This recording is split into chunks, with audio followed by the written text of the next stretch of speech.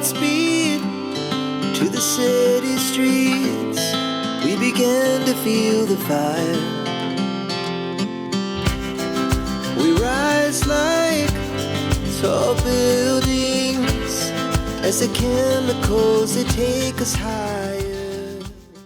Hey everyone, welcome to the third vlog of our channel Josna Chandla. Today we are not going on a trip, but I am here to share my experience as to how I do a perfect setting on my GoPro to achieve somewhere close to cinematic shot, and how I edit video using Filmora app to get a perfect output. I don't have much experience in videography and editing the videos, but yeah, from last 3 months I'm running my YouTube channel, so I have a kind of basic idea. So I thought of sharing that basic idea with all of you, so that especially the beginners who are going to join YouTube and start their motovlogging channel can have a basic information without going too much into the complicated schooling of videography and editing. So with this, let's start our video. Okay, so here we are on the roads, and right now we are heading towards Bangalore airport. Oh, and this is a beautiful Range Rover. Okay guys, so finally we have reached to this Kashmir Kanyakumari highway, and this will lead us to the airport. Right now I'm not using any ND filters on my GoPro, but if you have any one of those ND filters, then please do use to enhance the video quality. I will actually tell you later as to why this is beneficial. I know you told your friend you're not okay, and tell me what's wrong and why you never said you felt that way. And guess you're trying to stay strong and fake a smile until I look away. But I've known you too long, it hurts to watch your blue eyes fade to gray as you fade away. Now you can write down the exact settings what I'm going to show. You can also tweak those settings as per your choice, whatever you feel like. So the resolution that I basically use while doing motovlogging is 4K, and I keep the frame rate either 30 frame per second or 60 frame per second, but it completely depends on you as to what you want to choose. For me, 30 frame per second actually works because I want to keep my video kind of action packed. If you will keep it 60 frame per second, it will be a kind of a smoother. So yeah, it completely depends on you. Now, along with 30 frames per second, you have to choose the shutter speed of 1/60. That means twice the frame per second, as it makes the video much like an action-packed video. So always remember to choose shutter speed twice of your frame per second. If it is 60, then you have to choose 120 shutter speed. If it is 30, then it has to be 60, 1/60. Same goes with other frame per second. Now remember, once you change shutter speed from auto to whatever value, either it's 1/60 or 1/120, the brightness is going to be crazy, just like this. So this is when ND filters come to play. So you must apply ND filter if you are not going to keep shutter at auto. Right now I am keeping it at an auto because I don't have ND filters right now. But once you have ND filters, make sure to change the shutter speed to make your video look like an action-packed video.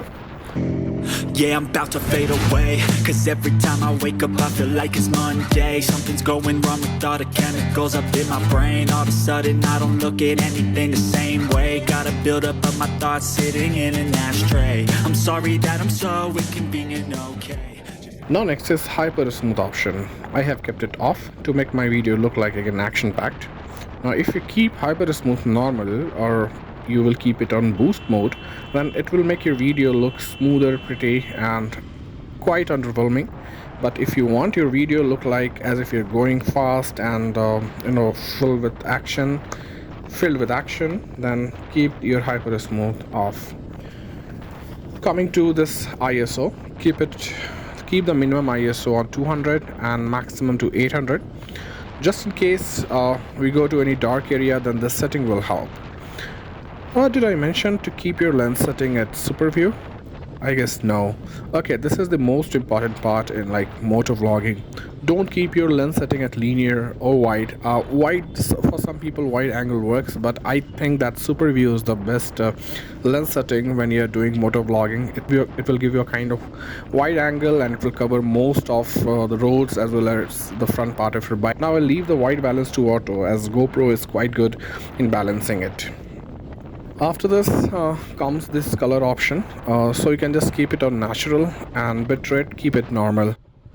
Riding is the best therapy. Just take your bike and go on roads. It just makes me so happy. Also this Meteor 350, my god, Royal Enfield has created one of the best products. When the world was actually looking over Royal Enfield to come up with something really new, and Royal Enfield broke the stigma or the image of creating the same boring bikes. Meteor 350 has just changed the market just like this. But if I lay down and I play dead and I stay dead, maybe you'll get sick of being the monster out of my head, under my bed. Think you're something out of my nightmares, standing right there. But if I lay down and I play dead and I stay dead, then will you get bored of killing? Silhouettes of you are like a taunt. Never really know just what you want. Okay, so open your Filmora app in laptop and import your video file. Make sure to keep the aspect ratio as 16:9 and resolution as 4K in your project settings and drag your video to the timeline. Now first step is to select Cinema 21:9 overlay effect, as it will undoubtedly gives a cinematic look to your video. This overlay simply adds two block bar at the top and the bottom of your video frame.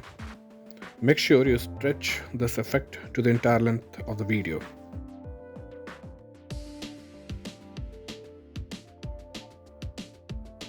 Second step is to add subtitles if you want to, as it makes your video more accessible to your audience whose first language is not the original language of the video. Just drag and drop it to the timeline and adjust it to the entire length of the video.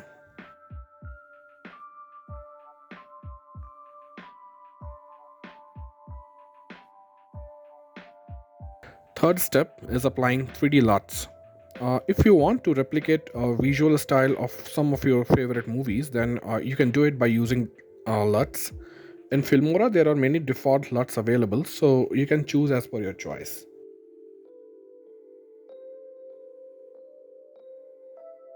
I personally like Batman effects, so I use it in my video.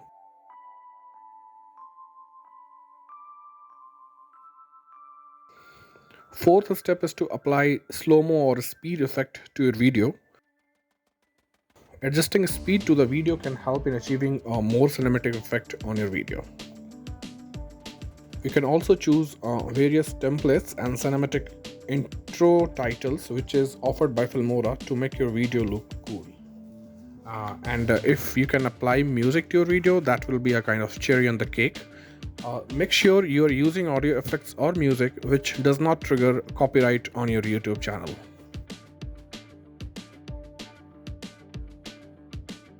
Now fifth is tilt shift effect. This will allow you to place the focal point of the video wherever you want to, and thus the area of the video outside the focal point will become blur, and it will give the visual effect to your video similar to a professional camera.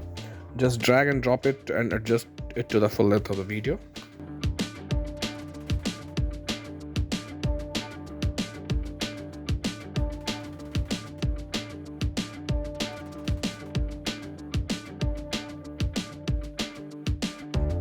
So that's all from our end today. Please do like and share our video and make sure to subscribe to our channel to stay tuned to the new motovlog to a historical place in the next week.